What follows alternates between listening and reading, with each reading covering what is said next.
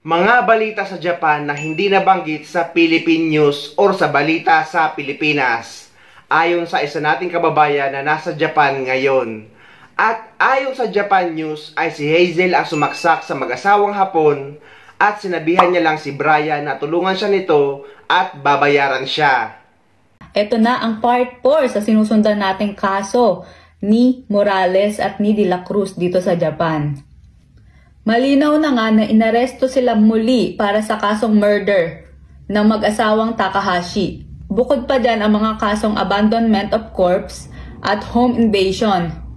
Ngunit ayon sa dalawa, not guilty pa rin sila. Pero overwhelming na rin ang mga ebidensya kagaya ng video na nakita na bumibili si Morales ng kutsilyo bago ang krimen sa pagpatay sa dalawang mag-asawang Takahashi.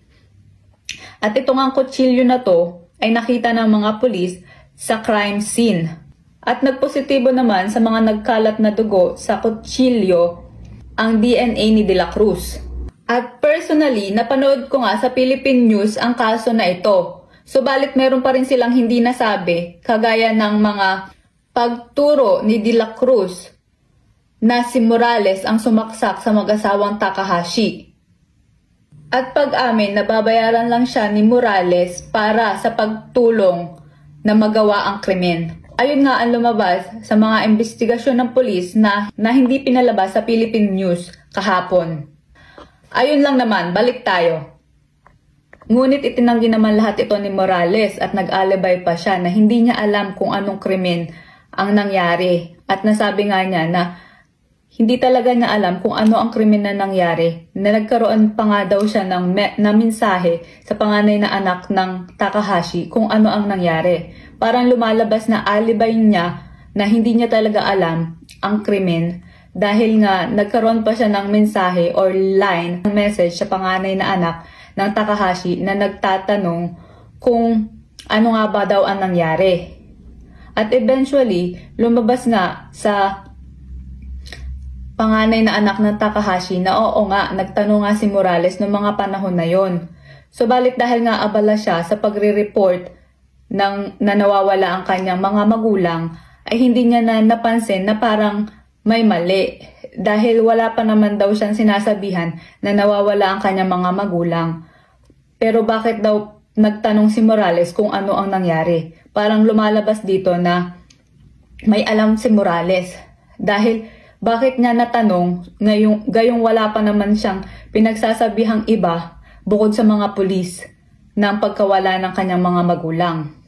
Ayan na nga, dyan na nga nagtatapos ang ating part 4 at subaybayan na lang natin ang part 5 kung mahahatulan ba sila ng guilty sa kasong murder dito sa Japan. At yun na nga, good luck na lang sa dalawang pamilya na nasasangkot sa krimen. Ganon din sa ating gobyerno na tutulong at susubaybay daw sa kaso ng dalawa nating kababayan dito sa Japan na nahaharap sa kasong murder. Ayon nga din sa balita ngayon sa Pilipinas ay hinuli nga daw ulit ang dalawa. At ngayon ay sa kaso ng murder. At maraming ebidensya ang makapagdidiin sa dalawa. Lalo na't itong si Hazel ay nakitang bumili ng kutsilyo isang araw bago mangyari ang krimen. At ang nasabing kutsilyo ay nakita sa crime scene.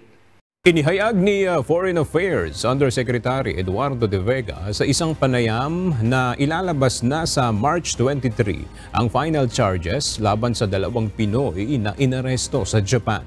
Ayon kay Yusek De Vega, ang dalawang Pinoy suspect ay pinangalanan ng media outlet sa Japan na sina Brian Jefferson Leasing de la Cruz at Hazel Ann Bagisa Morales. Inaresto ito nitong Biyernes, March 1. Sabi pa ni De Vega, maximum of 23 days ang basihan sa proseso ng Japan bago magsampa ng kaso ang piskal sa korte.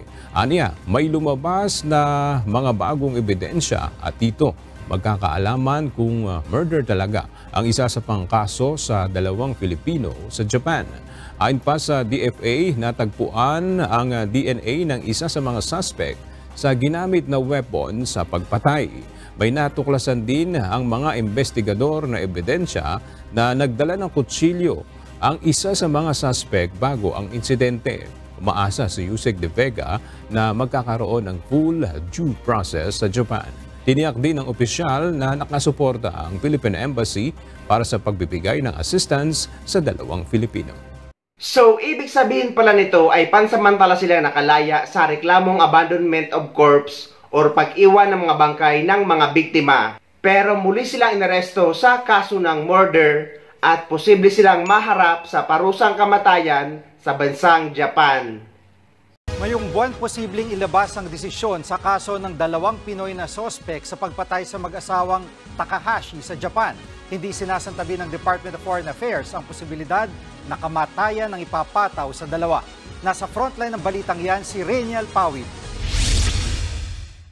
Parusang kamatayan, yan ang maaaring kaharapin ng dalawang Pinoy sa Japan na idinadawit sa pagkamatay ng mag-asawang Norihiro at Kimi Takahashi. Ayon sa Department of Foreign Affairs, ito ang posibleng ipataw kina Hazel Ann Morales at Brian Jefferson de la Cruz oras na mapatunayang sila ang pumaslang sa dalawa. Nitong Biyernes, panibagong arrest warrant ang inilabas laban kina Morales at de la Cruz para sa mga kasong murder at breaking into residence. Bukod pa ito sa nauna nilang warrant of arrest para sa abandonment of corpse. Lumabas sa mga report na natagpuan raw ang DNA ni Morales sa kutsilyong ginamit umano sa pagpatay. Pero hindi pa ito nakukumpirma ng Japanese police sa Philippine Embassy sa Japan. Sa ngayon, patuloy ang legal assistance ng DFA para sa dalawang Pinoy. Sabi pa ng DFA, posible raw na magkadesisyon na ang kaso bago matapos ang buwan.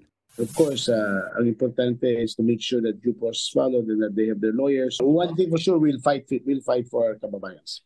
Una nang nabanggit ni De La Cruz sa mga otoridad na nadamay lang siya sa krimen, habang si Morales naman patuloy na iginigiit na siya'y inosente, bagay na pinanghahawakan ng pamilya Morales. Dahil sa pag-aalala, umaapela na rin sila sa gobyerno na matulungan silang makabisita sa Japan. Magdadalawang buwan na rin kasing hindi nila nakakausap si Hazel.